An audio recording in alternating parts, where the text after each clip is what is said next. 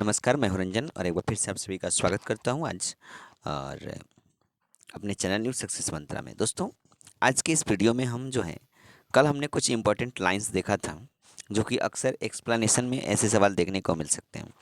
तो फिर से आज वही सवाल हम आपके सामने लेकर आए हैं।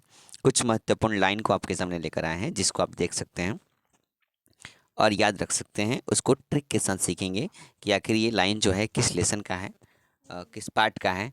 ठीक है, उस चीज़ को हम लोग देखेंगे और जानेंगे, समझने का प्रयास करेंगे।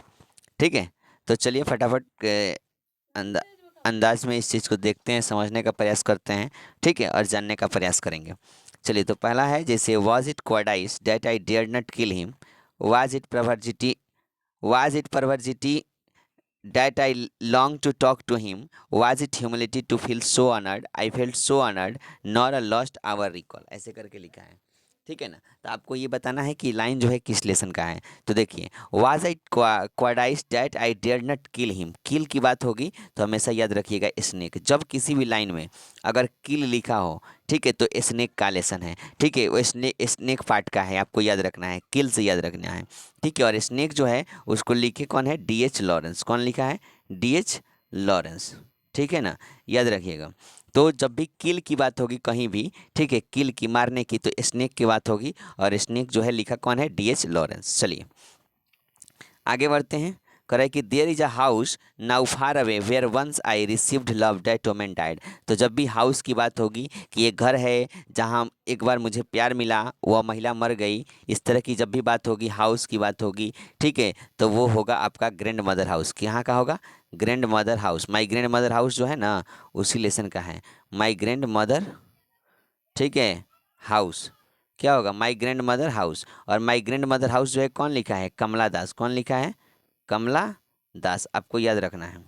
ठीक है, तो जब भी हाउस की बात होगी तो माई ग्रैंड मदर हाउस और कमला दास याद रखना है। कोई भी लाइन लिखा है और उसमें हाउस लिखा है तो समझ जाइए कि वो माई ग्रैंड मदर हाउस का है और कमला दास के द्वारा क्या किया गया है? लिखा गया है। चलिए तीसरा है कि he is broken every human law and breaks the law of gravity, his power of levitation make a fakir एस्टियर। देखिए, पावर ऑफ लेविटेशन, ठीक है, याद रखना है। पावर ऑफ लेविटेशन या फिर लॉ ऑफ ग्रेविटी, दोनों की अगर कहीं भी बात होगी तो समझ जाइए कि मेकाविटी का है। याद रखिएगा, पावर ऑफ लेविटेशन या फिर लॉ ऑफ ग्रेविटी की अगर बात होगी तो वो कौन सा लेसन है? मेकाविटी। किस लेसन का है? मेकाविटी। और इसको लिखे कौन है? TS Eliot. कौन लिखा है? TS Eliot. तो पावर ऑफ लेविटेशन और लॉ ऑफ ग्रेविटी की बात होगी अगर कहीं भी तो समझ जाइए कि वो मेकाविटी लेसन का है और मेकाविटी जो है टीएस इलियट के द्वारा लिखा गया है। तो आसानी से इसका कोड पता चल गया कि इस वर्ड का कोड अगर ये इस तरह का वर्ड अगर हमको कभी भी देखने को मिलेगा तो इस लेसन का होगा। तो इस तरीके से लॉ ऑफ ग्रेविटी और पावर ऑफ लेविटेशन दोनों याद रखिएगा, मेकाविटी होगा और इसको लिखे कौन है? TS Eliot. चलिए आगे बोला है कि beauty vanishes beauty passes however rare rare it be. तो इसका कोड जो है आप याद रखिएगा, ब्यूटी। जब भी ब्यूटी देखने को मिले कहीं भी तो समझ जाइए कि क्या है, ये आपका जो है इपितफ का है।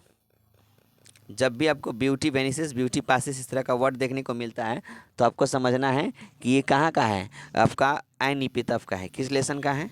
एन इपितफ। एन इपितफ। और एन इपितफ कौन लिखा है? वाल्टर डेलामेयर।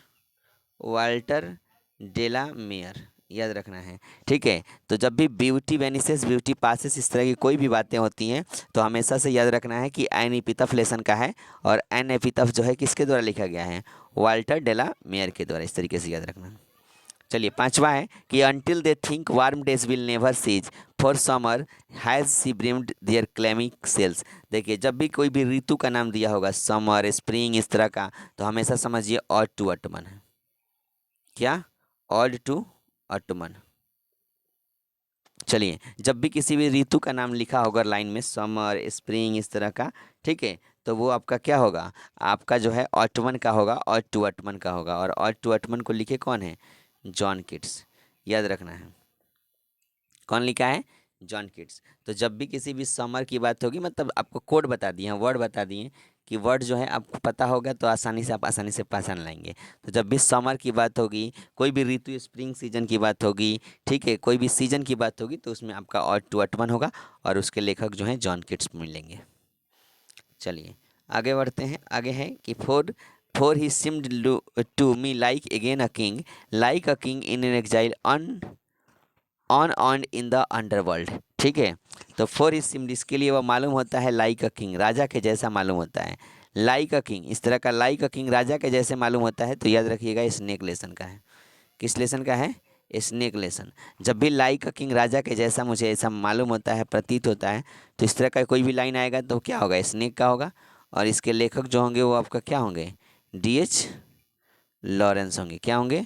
DH Lawrence. तो लाइक अ किंग आ गया। ठीक है, like a king in exile इस तरह कुछ आता है, तो स्नेक लेसन। और स्नेक के लेखक कौन है? डीएच लॉरेंस होगा। चलिए आगे है कि a dust whom England bore shaped England aware gave one her flowered to love her ways to roam. तो देखिए इंग्लैंड की बात होगी ना, इंग्लैंड, अगर इंग्लैंड कहीं लिखा होगा डस्ट होम इंग्लैंड, तो इंग्लैंड की बात होगी, तो याद रखिएगा सोल्जर। बस ट्रिक याद रखिए। अगर लाइन में दिया है कविता में, पोएम में कि सोल्जर इंग्लैंड, तो इस तरीके से समझ जाना है कि वो सोल्जर के बारे में कहीं ना कहीं चर्चा हो रहा है। ठीक है, तो सोल्जर के बारे में चर्चा हो रहा है, तो आप इसको आसानी से समझ जाएंगे कि ये सोल्जर का है। ठीक है, और इसके लेखक जो होते हैं वो कौन होंगे? Rupert book. कौन होंगे? Rupert book. तब आप आसानी से पहचान में आ गया कि ये सोल्जर का है और इसके लेखक कौन है? रूपर्ट ब्रुक है। चलिए आगे है कि हिज पावर ऑफ लेविटेशन। अभी आपको बताएं कि पावर ऑफ लेविटेशन अब देखिएगा तो क्या होगा? Power of levitation make a fakir stare when you reach the scene of crime Macavity is not there. ठीक है, तो इस तरीके के जो भी लाइन होगा उसको हम लोग बोलेंगे मेकाविटी से लिया गया है। ठीक है, और मेकाविटी मिस्ट्री कैट है, उसके लेखक जो होंगे वो आपका टीएस इलियट होंगे। क्या होंगे? TS Eliot. तो आसानी से आप बता सकते हैं कि नहीं? पावर ऑफ लेविटेशन देख लीजिए, पावर ऑफ लेविटेशन अगर वाक्य में आया तो समझ जाइए कि क्या है? आपका मेकाविटी का है। चलिए आगे है कि it never forget and 20 year since as I consign my first one to the flames. Flame माने आग। जब भी फ्लेम करके इस तरह का कोई वर्ड आता है, फायर करके कोई वर्ड आता है, फ्लेम करके कोई वर्ड आता है, तो याद रखना है कि वो किस लेसन का है? फायर हेमन का है। किस लेसन का है? फायर हेमन। जब भी आपको फ्लेम से कोई वर्ड आता है, फायर से कोई वर्ड आता है, ठीक है, तो आपको समझ जाना है किस लेसन का है? फायर हेमन का होगा। ठीक है ना? तो इस तरीके से फायर हेमन, और इसके लेखक कौन हो जाएंगे? आपका सॉरी, फायर हेमन का आपका लेखक जो होता है, ठीक है, वो होता है आपका KKN दारू वाला। याद रखिएगा, KKN दारू वाला। ठीक है, और लेसन का नाम हो जाएगा फायर हेमन। फायर हेमन। इस तरीके से आप उसको क्या करिए, याद रखिएगा। जब भी फ्लेम्स की बात होगी, फायर की बात होगी, तो फायर हेमन से है। चलिए आगे देखिए।